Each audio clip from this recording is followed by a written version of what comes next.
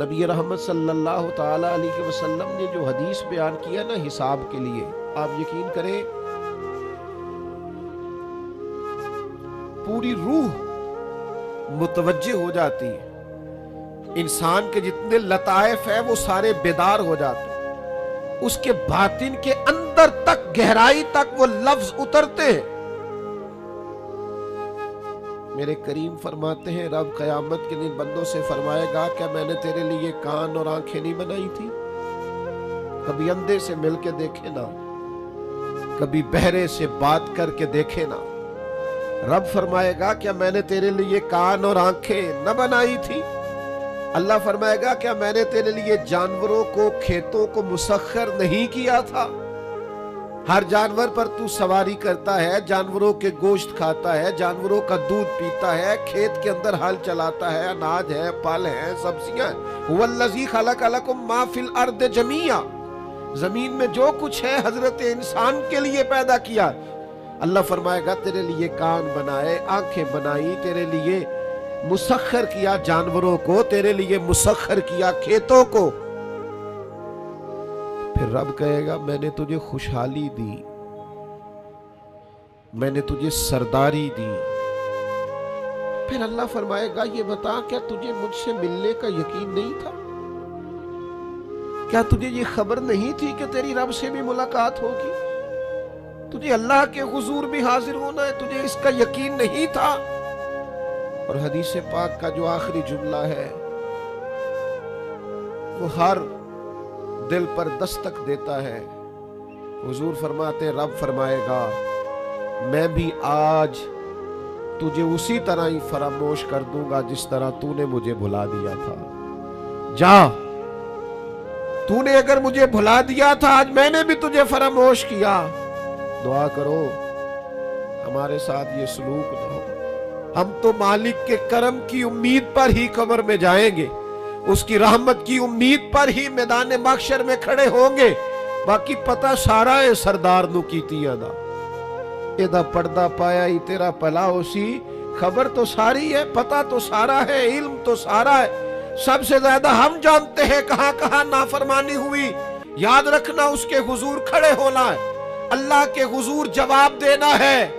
اگر ظلم کیا ہے ملازم پر تو جواب پھر بھی دینا ہے، ظلم کیا ہے گاہک پر تو جواب پھر بھی دینا ہے، اگر ظلم کیا ہے پڑوسی پر تو جواب پھر بھی دینا ہے۔ فَوَرَبِّكَ لَنَسْأَلَنَّهُمْ أَجْمَعِينَ، محبوب تیرے رب کی قسم،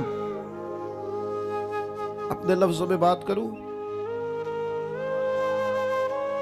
اللہ کہتا ہے محبوب میں نو تیرے رب دی قسم میں انہوں نے پوچھ لینا ہے، پوچھ لینا ہے میں نے ان سے سوال کرنا ہے۔ اما کانوا یعملون، جو یہ عمل کرتے تھے پوچھوں گا، سوال کروں گا۔ میرے نبی پاک صلی اللہ تعالی علیہ وسلم کے غلاموں، اگر ظلم کیا ہے بیوی پر حساب پھر بھی دینا ہے، اگر وراثت کی تقسیم پر زیادتی کی ہے بہن بھائیوں سے حساب پھر بھی دینا ہے، اگر تربیت ٹھیک نہیں کی اپنے بچوں کی تو حساب پھر بھی۔ تم سربراہ تھے ایک ادارے کے، ہمارے پاس امانتیں آتی تھی، بچے پڑھتے تھے، مجموع کے مجمع تم سے عقیدتیں رکھتے تھے، لوگ تمہیں نیک سمجھتے تھے، ہاتھ چومتے تھے، پھول پھینکتے تھے، تم نے بڑی عزتیں سمیٹی، تم نے خوشحالیاں اور سرداریاں سمیٹی۔ فَوَرَبِّكَ لَنَسْأَلَنَّهُمْ، تمہیں حساب دینا ہے۔ آج بڑے بڑے لوگ حساب کے ڈر سے کانپ گئے۔ بغداد کے شیخ عبدالقادر جیلانی حرم مکہ میں سر سجدے میں رکھ کے کہنے لگے مہربانی کرنا مجھ سے حساب نہ لینا۔ خواجہ حسن بصری کہتے ہیں میں حرم میں تھا، اپنے حجرے میں تھا، کسی کے چیخنے کی آواز آئی یا اللہ معاف کر دے، یا اللہ معاف کر دے، حساب والے دن میرے اوپر نرمی کرنا۔ فرماتے میں نے کہا کوئی گناہگار آہوزاری کر رہا ہے، میں جا کے تسلی دیتا ہوں۔ اور جب میں نے جا کے چہرہ دیکھا فرماتے کلیجہ پھٹ گیا، وجود کانپ گیا۔ اور میں اس دعا کرنے والے کے قدموں سے لگ گیا۔ لوگوں تمہیں پتہ ہے وہ کون تھا جو دہائی دے رہا تھا کہ مالک حساب نہ لینا؟ وہ حسین کا کربلا میں تنہا بچ جانے والے صاحبزادہ امام زین العابدین تھے۔ وہ شیر خدا کا پوتا، فاطمہ کا جگر پارا، تعلیم امت کے لیے حرم مکہ میں اللہ کے حضور آہذاریاں کرتا ہے۔ مالک وَلِمَنْ خَافَ مَقَامَ رَبِّهِ جنتان، اللہ کہتا ہے جو میرے سامنے کھڑے ہونے سے ڈرے گا میں 2 جنتیں دوں گا۔